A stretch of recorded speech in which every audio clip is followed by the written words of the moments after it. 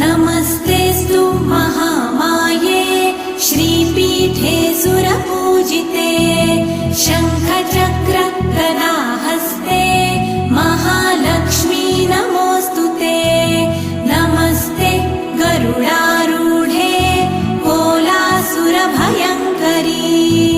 सर्वपाप हरे देवी महालक्ष्मी नमोऽस्तुते।